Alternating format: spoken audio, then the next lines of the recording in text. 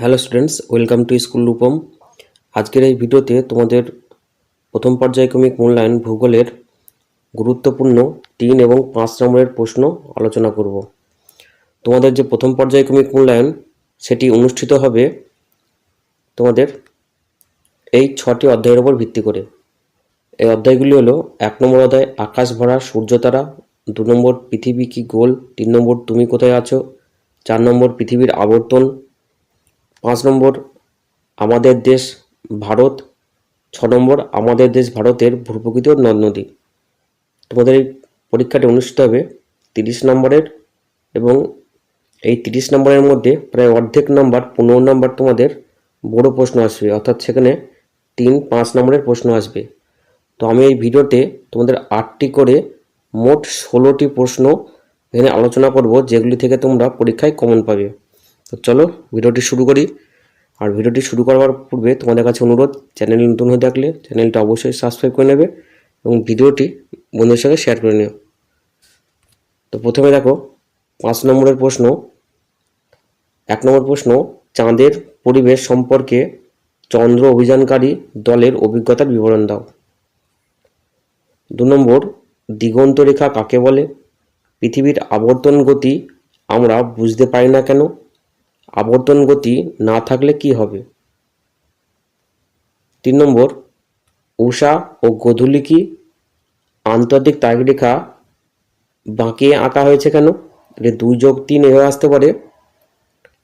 4 নম্বর, উপদ্বীপ কাকে বলে? উত্তরের সমভূমি অঞ্চল ঘন বসতিপূর্ণ কেন? এটি ঘন হবে। ঘন বসতিপূর্ণ হওয়ার কারণ ব্যাখ্যা করো। 2+3 এভাবে আসতে পারে। 5 নম্বর, গঙ্গা নদীর গতিপথ বর্ণনা করো। 6 নম্বর, ভূপ্রাকৃতিক বৈচিত্র্য অনুসারে ভারতকে সাধারণত কয় ভাগে ভাগ করা হয় ও কি কি? যে কোনো একটি বিভাগ সম্পর্কে বর্ণনা করো। 2+3 প্রশ্নের মান। 7 নম্বর, জিওড বলতে কি বোঝায়?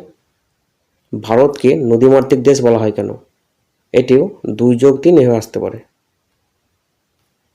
8 নম্বর, পৃথিবীর গোলাকার আকৃতির 3টি প্রমাণ উল্লেখ করো। এবারে যে প্রশ্নগুলো আলোচনা করব সেগুলি প্রতিটি প্রশ্নের মান 3।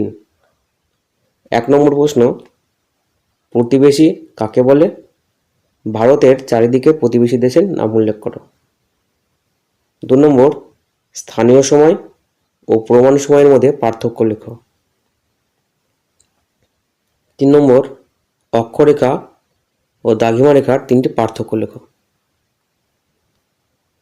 4 নম্বর, গ্রহের 3টি বৈশিষ্ট্য লেখো। 5 নম্বর, গ্রহ ও নক্ষত্রের মধ্যে পার্থক্য লেখো। 6 নম্বর, সৌরজল হলে পৃথিবীর উপগ্রহ যোগাযোগ ব্যবস্থায় সমস্যা সৃষ্টি হয় কেন? 7 নম্বর, গ্রহ ও উপগ্রহের মধ্যে পার্থক্য লেখো। 8 নম্বর, অক্ষরেখার 3টি বৈশিষ্ট্য উল্লেখ করো। তো এই ছিল তোমাদের গুরুত্বপূর্ণ 8টি করে 16টি প্রশ্ন। আজকের মতো ভিডিওটি এখানেই শেষ করছি। ধন্যবাদ।